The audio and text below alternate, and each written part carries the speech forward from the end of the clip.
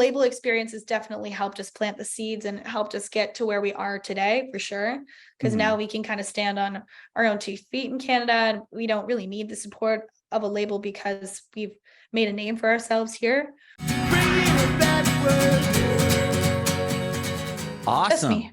Very, very cool. I'm excited to chat with you. We met. I had you all on my podcast in beginning of May 2019 when you were on tour with Passion Pit. Oh, cool. Well, nice to see you again. Yeah, I know it's different this way. Yeah. But yeah, you were opening up for Passion Pit, and you play. I'm in Nashville now, but you were playing in San Diego Observatory. Oh, nice. Yeah. Okay, Yeah. cool. So I'm excited to chat with you because a lot has gone on since our last conversation. There was a pandemic, and yeah. Oh, that thing. Yeah. yeah, a couple EPs into an album, and another one coming out. So I'm excited to catch up with you. Yeah, for sure. Me too. Awesome. So just to kind of recap on the first conversation, this is about you and your journey in music. So quickly, we'll just kind of recap a little bit of what we talked about last time. Just born and raised in Toronto. So tell me about that just a little bit, because we didn't get too deep into it. Yeah. So we're all from Toronto. Jordan, the lead singer in the band, is my sister. So we grew up like playing and singing together from like a really young age. And we started playing in our first band when we were in like public school. And that's when Eliza actually joined the band. We've been playing together for like 15 plus years, which is crazy. Yeah.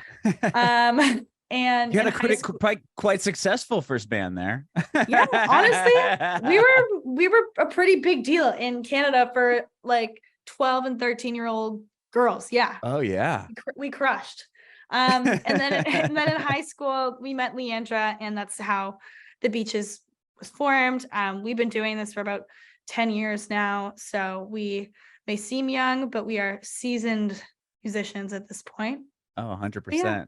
I remember you or your sister even saying that she started off playing guitar pretty young, and then you picked up guitar and then surpassed her, is what in her words.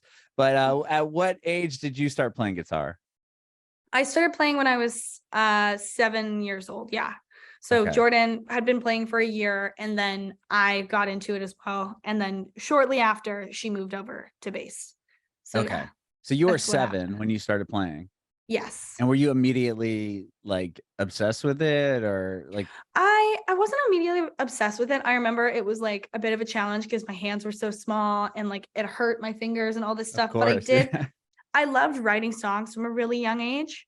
And then when I was a little bit older, I fell in love with playing guitar. Then that was like really, it became like a big thing for me. I think it was when I was in high school, I started really getting into it.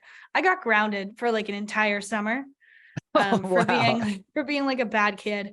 Anyways, the only thing I could do was like play practice guitar. And that's honestly so happy I was such a little delinquent, because look at me now. Right. It all paid off. And it all goes back to that one summer that you're grounded.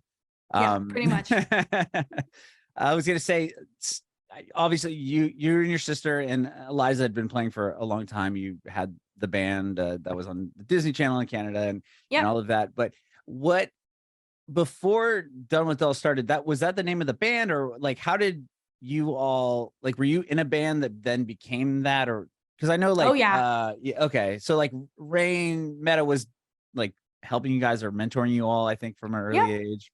That is correct. Yeah. So before that, kind of tell me about the band that went into Done With Dolls. So Jordan and I started playing guitar together, and we did lessons together because I was super shy, and it was just easier to kind of get me out of my shell if she was in the room. And our guitar teacher at the time also taught these 2 brothers. So he decided to put us together and to kind of like help form a band, because he taught all of us.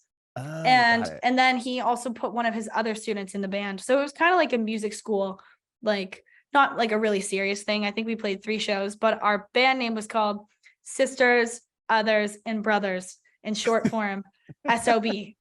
So yeah, we always killing it with the names. That and Done With Dolls, truly extraordinary stuff. But yeah, after it kind of just shifted and like playing with like 12-year-old boys, obviously it wasn't working for us. We decided we wanted to be in a band with all women. And so that's really how the shift from that That happened band. to Done with Dolls. Yeah.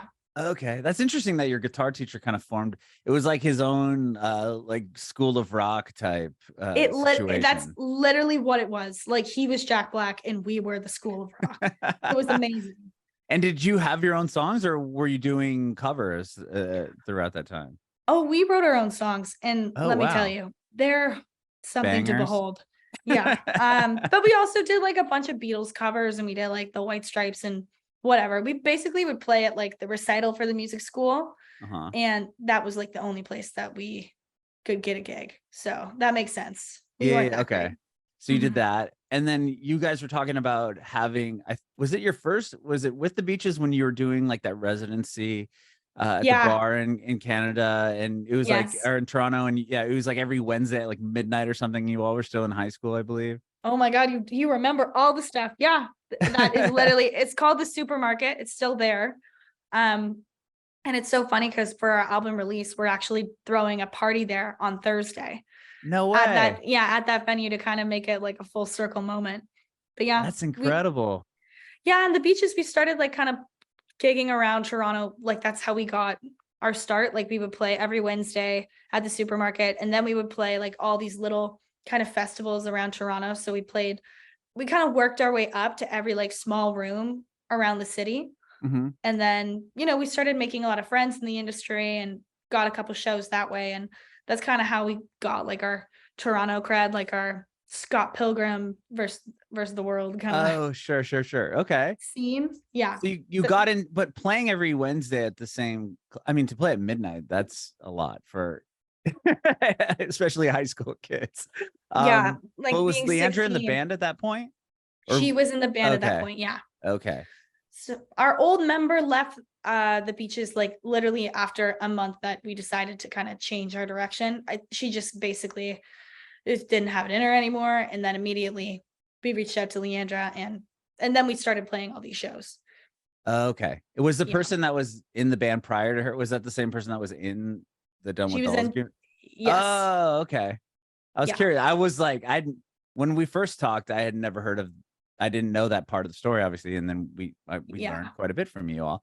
And then I went back and I was watching the videos. I was like, oh, wow, there's another member. And then, so that person was in the Beaches at the very, very start, but then left. Leandra came in because she didn't come in until after what you guys were recording the first EP. Yes, we had already finished the first EP before Leandra joined.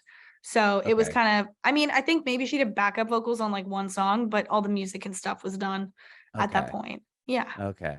Yeah, I do. I recall that a little bit, her joining. And I remember she knew like the exact day that she joined the band. Oh, she was a super fan of our old band. I remember saying so that. She really worked her way to kind of get in. And let me tell you, she did it. She found her way in, and it's been the best thing that has happened to our band, her joining, for sure. Yeah, and it doesn't hurt that she's like ridiculously talented.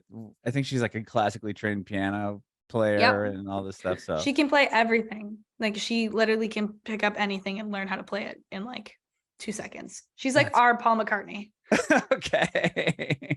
So she joins, and then that's when you start playing more and more shows. So she had joined and you hadn't played a show yet with the other girl? Or no, we never played a show as the Beaches with the other girl. I mean, we were rehearsing and stuff, but Leandra really kind of solidified like the sound, and she also, since she played keyboards, like we added that into the mix as well. Like we used to be a lot more into like the synth rock kind of stuff, and so once she joined, it was like we were ready to start playing shows and stuff. I think Eliza said in the interview last time that Leandra was in the music video for like the first song you guys did, and I was watching it because I was like, I want to see if I can find her. I couldn't find her.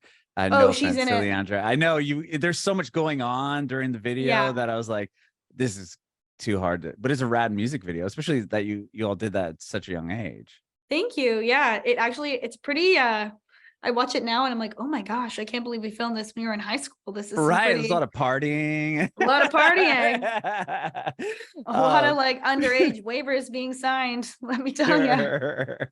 But yeah. That's cool. So you were playing around Canada quite a bit. And then I Mhm. know you did South by Southwest, and that's kind of what opened the door to what, Island or Universal Yep. Music. Okay.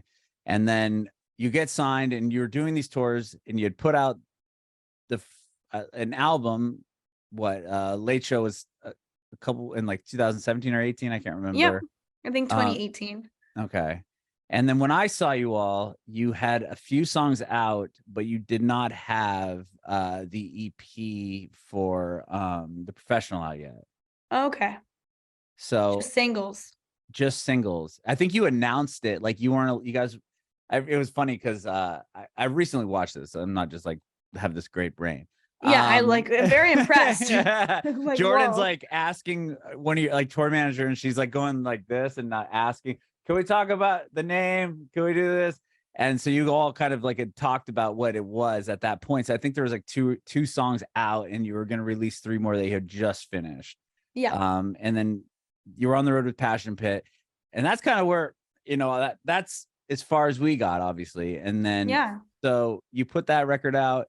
You ended up winning I think you guys won a Juno Award. Was that after that or before Yeah. that? Well, I mean, You won 2. we've won 2. They're literally on my windowsill right now. But we were Are they supposed mobile? to. Can I see what one looks like? Yeah. I mean, they both look different. So, which is kind of weird. So this is the one that we got this is the Breakthrough Group of the Year. Oh, awesome. And then this is the one that we won for Rock Album of the Year. But they look different, which is confusing. Yeah. So Do they do a different one every year? I wonder. I guess. I don't know. I mean, I don't really know any other award thing that does that, but hey. That's dope, right? I mean, to have Yeah. that. So It's winning pretty cool. that, a first one, I mean, Breakthrough, it was Breakthrough Artist of the Year. Breakthrough Group of the Year. What was that like? I mean, obviously being a band from Canada, that's the biggest achievement you can have as far as the music industry goes. For us, it was like really a whirlwind. I don't think any of us were expecting to win that. And like we went on stage and accepted the award, and I forgot to thank everybody. Like I didn't even prepare like a speech or anything. So it's just like my mouth is flying a million miles an hour, and it was incredibly overwhelming. And then this one, we also the rock one, we weren't expecting to win that either because we had been dropped, and it just didn't make sense that we would have won it because we were like an independent artist at that point. Yeah. But I guess sometimes the underdog takes the gold. That's incredible. Mm-hmm. And now, I mean, I was looking at I think it was on your story or something. You're the number one. You have the number 1 song in Canada on the rock, and you're beating like the Foo Fighters and Hozier for 10 weeks in a row. Yeah, it's like, holy shit, that's so amazing. Thank you. Yeah, it's crazy. Wow. Okay, so you guys, or like I said, you were putting those EPs out, and then where does the pandemic lie in this? Because it was like May 2019, and then you're wrapping up the Passion Pit tour, and then how in like March, like were you guys on tour? Were you releasing something? Like how did that affect you? Yeah, so our plan was to actually release The Professional as a full-length album. Okay. But so we had the whole thing ready to go. Like it wasn't supposed to be 2 EPs. Like it wasn't supposed to be The Professional and Sisters Not Twins. It was supposed to be just one whole thing. But COVID happened, and a lot of the songs that we were writing, that we had written for the record, were about partying and like going out and hanging out with your friends. And during COVID, we were like, I don't really know if it makes sense to release a piece of music that's like about going out and partying and being with your friends when nobody can relate to that right now. And also, this is when the music industry changed, and like TikTok and like streaming and stuff became way more important. So we didn't really know what to do. And we went through like a lot of changes with our band too. Like we ended up changing our manager and getting new agents, and like we kind of did like a full we did a completely like a 180. Yeah. But we ended up releasing the two EPs and kind of putting them together to package them as like a side, B side, sort of a record, but I don't know, kind of not. But we did it that way because we knew that streaming had such a different like kind of shelf life than it did before. Like if you released an EP, it could basically, you could release singles at like a slower rate and each song would get like a little bit more of a presence on Spotify versus putting out a record and then like, I guess 2 singles and then there's 8 songs that might get lit. And our biggest fear was like just having this record that we had spent so much time and so much work on be like forgotten about and slipping through the cracks because of COVID. So, but at the same time, I think so many artists had to deal with that. And then eventually we were like, screw it, we just got to put it out anyways. Like people want music right now. So it ended up, I mean, and we wanted Juno for it. So it ended up working out in the end. A little bit. But yeah, it wasn't like it wasn't exactly what we had planned though. The structure of how we released it. So Future Lovers was, all those songs were actually a part of what would have been The Professional as a full album. Yeah. Oh, okay. So that whole thing was done going into COVID. Or that, well, the music was done, but then after we had gotten through the pandemic and things were starting to open up again, then we kind of came up with like the concept and the colors and all that. And then that kind of became like the Future Lovers era, but it was supposed to be like one album originally, but it ended up kind of becoming like that anyways in the end when we put it all together and the vision was there. It was executed when, we could do it. Right. During the pandemic, were you writing songs or like what were you guys up to? I mean, everyone was kind of isolated. Were you feeling creative? Some people were like, yeah, and some were like, no, I'm sick of looking at this wall. Yeah, I don't know. I think for me, I wasn't like overly creative. We wrote a little bit, and we did like a little EP after we put out Sisters Not Twins. We put out like Grow Up Tomorrow and Orpheus and My People. But yeah, it was kind of odd because it was our first break that we had really had since we had started working, like since we were playing at the supermarket. So it was like just a little bit strange to kind of go from living this like really, really fast life, working so much to doing nothing. It was really kind of a hard thing to come to terms with. And we all did like a lot of work on ourselves and I think actually it was good for us to take a bit of a break and like recognize all the things that we have accomplished in our career. Because sometimes when you're moving so fast, you don't really take a second to kind of, stop and look around and be like, oh my God, this is really cool. Yeah. But unfortunately we had like 2 years of doing that. A little longer than anticipated. Yeah. But we were ready to kind of, it just made us really excited to get back to work and to like work even harder. And it helped us kind of like reset like what it is we wanted to do and really kind of make some of these decisions, like hire the best team possible, work this record independently for the first time.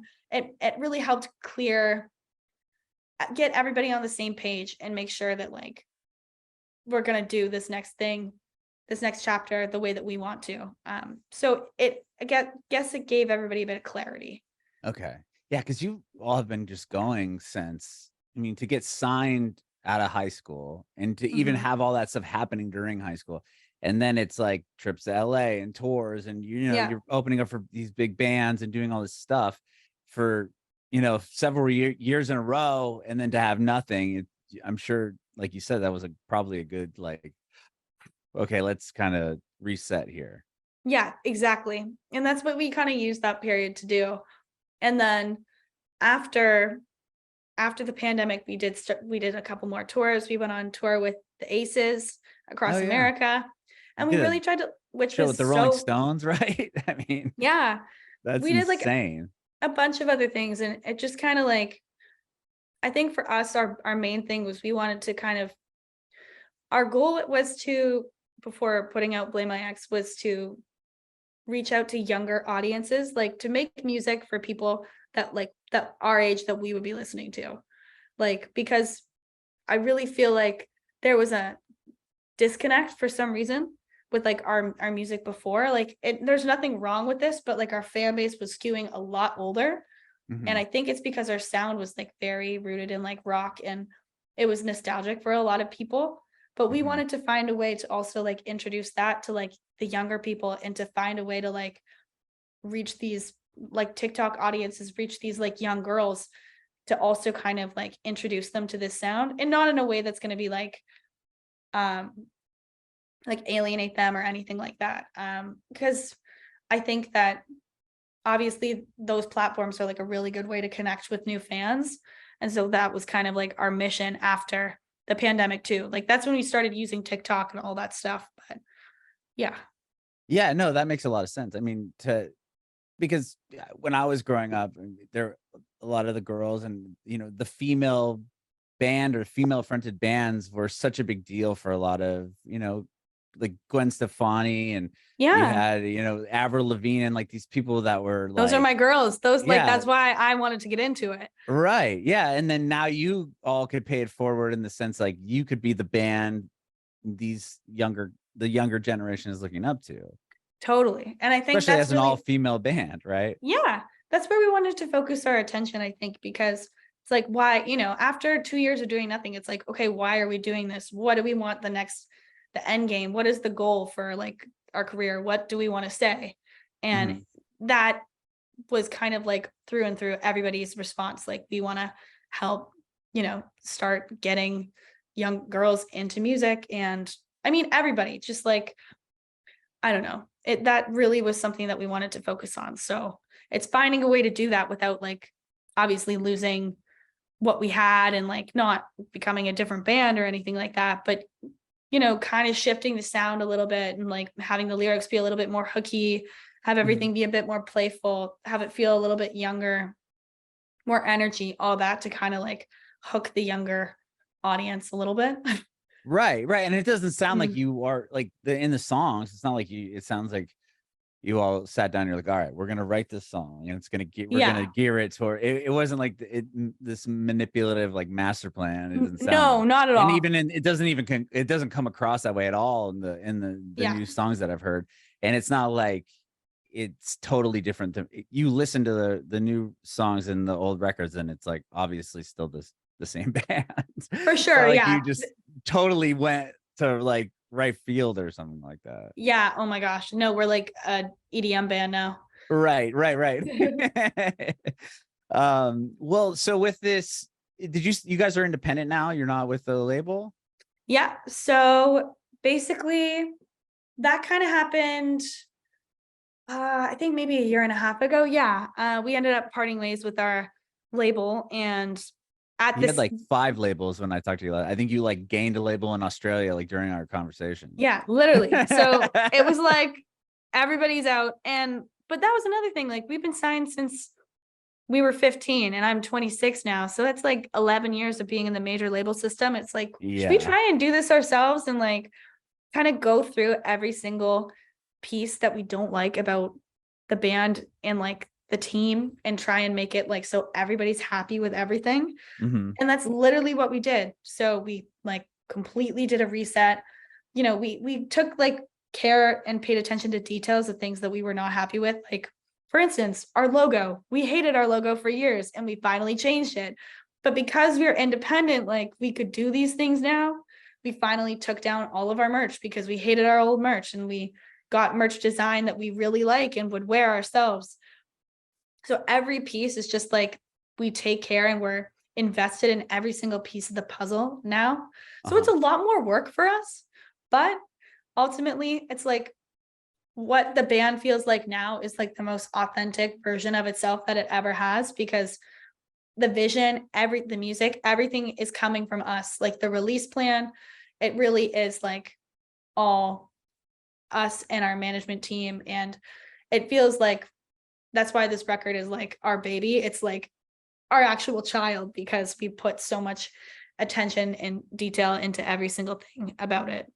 Wow. I mean, just looking at just watching your career, I would have never guessed that it was because the way it rolled out, or the way, I mean, the logo, all that stuff, I didn't even really, the way you did it, it's seamless, if that makes sense. It wasn't Mhm. like this drastic, like, and no, this is our new stuff. It was like, Yeah. it seems like it's just kind of been, oh, we're going to update this. But that being said, I mean, being independent, being able to set your own release plan, being able to probably choose the songs that you want to make the record. You don't need to probably make Yeah, 50 phone calls to decide on, is this going to happen, or you even having the final say. for sure. And that's been like a crazy thing too, you know, deciding we get to decide what the singles are going to be. And you don't have an A&R telling you what they think the singles should be. And it's Right. like, it's a lot of responsibility, but it's also brought us so much closer together because we all have to be like united and kind of have the same opinion. Or if someone has a really, really strong opinion, like we'll follow them. If other people don't care as much, it's created a lot better communication amongst like my bandmates and I, and with our management team. Like we really are such a good like in sync unit right now. As we're rolling into release week, Yeah. we're solid. That's great. I love to see that, you know, you all get to choose the singles and what songs you Yeah, want to put out. And then you obviously made the right choice, and you've been doing the right thing, and with the right songwriting and the album that's coming out. I mean, with Blame Brett being the #1 song for 10 weeks straight in Canadian radio, like as an independent band, how that's like unheard of. I mean, you're beating out one of the biggest bands on the planet. I mean, the Foo Fighters are like one of the biggest bands on the planet. it's pretty crazy. I don't know. It's like, and we did that by, you know, by yourself. I mean, you could credit that this is just you guys. Yeah, I mean, our team, like, Well, you don't have a get me team. wrong, our teams, like, and our label experience has definitely helped us plant the seeds and helped us get to where we are today, for sure. Because now we can kind of stand on our own 2 feet in Canada, and we don't really need the support of a label because we've made a name for ourselves here. And the really interesting thing for us is like finally starting to see that happen in the US and also in other countries, not just Canada. Like that's been completely mind-blowing.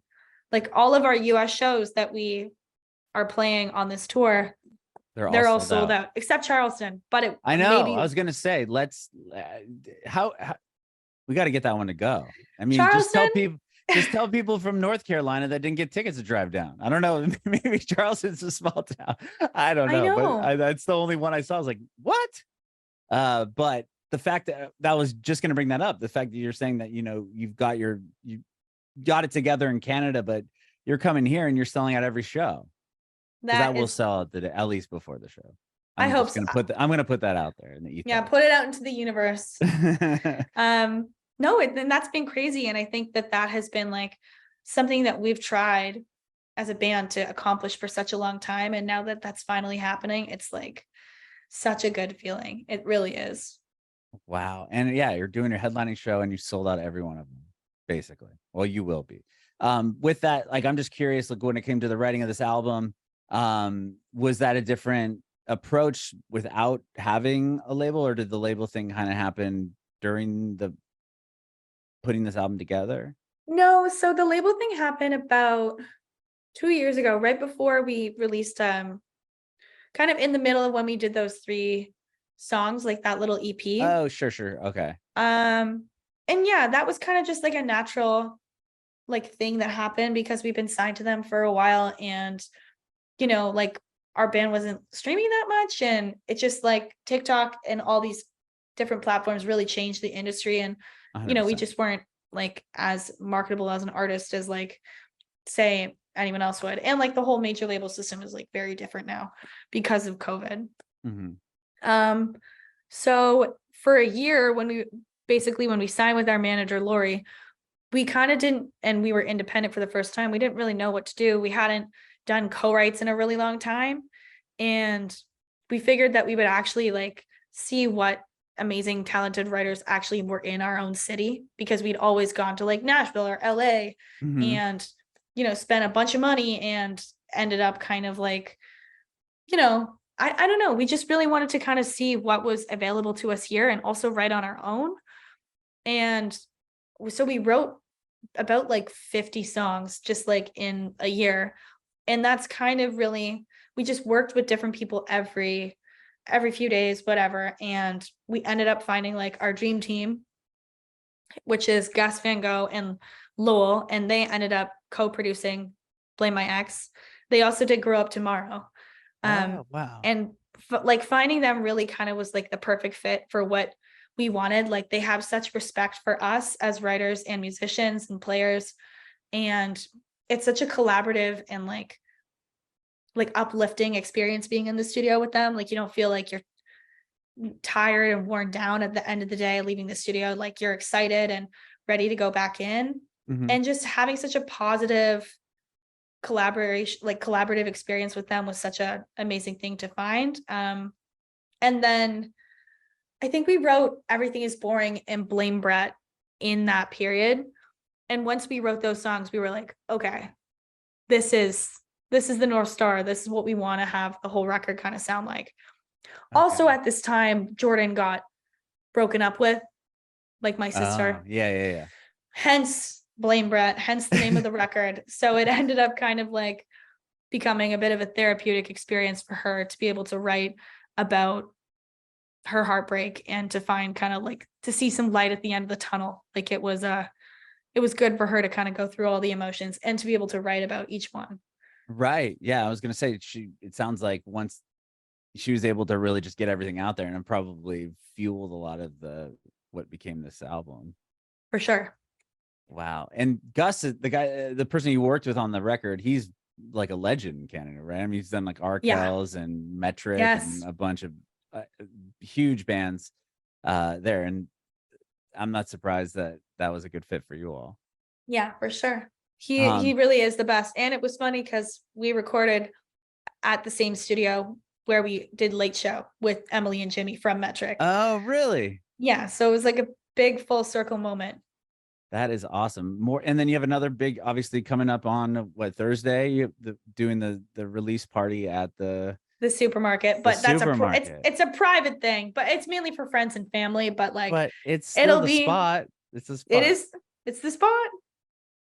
That is awesome. And then are you doing, I mean, you got obviously the shows coming up in the US, that whole tour happening. Is that like kind of the kickoff to the next big thing that you all have? So Blame My Ex tour kicks off in Chicago, I think on October 7th.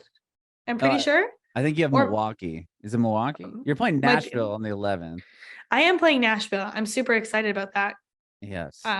It's sold out. That one sold out. I mean, the whole thing sold out so fast, but I want to check you all out at Nashville because that's where I'm at. Amazing. My boyfriend lives there, so I'm there all the time. Yeah. Are you living in Toronto still? Yeah, currently. I mean, my sister and I are like still at our parents' place just because we're touring so much. You're never home. We're never home. There's no point, and rent in Toronto is insane. Sure. But we are still based here, and like obviously Canada is a very big, like it's our home. We love it here, but we can't wait to go and travel more. So yeah, we're doing basically like I think it's 7 or 8 dates in the States and then all of Canada.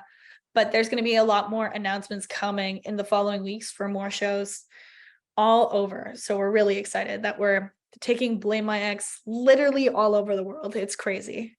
That is awesome. Well, I can't wait to hear the full album. It's so great to see you again. I can't believe, it's been like 4 years since that show. Yeah. At the observatory. And thank you again so much for doing this. I have one more question. I asked you this last time with everybody, but I want to see what your answer would be this time around. If you have any advice for aspiring artists. This is a good question. I think definitely you have to be able to write a song by yourself, and before going into like start doing co-writing and stuff. Like that's a really important thing to focus on.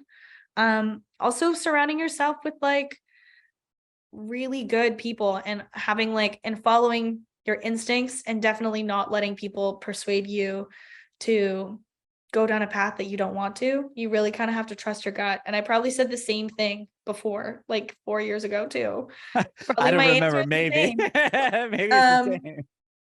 And yeah, just like honestly getting in a really solid routine is like a really, really big thing for songwriting, and like helping.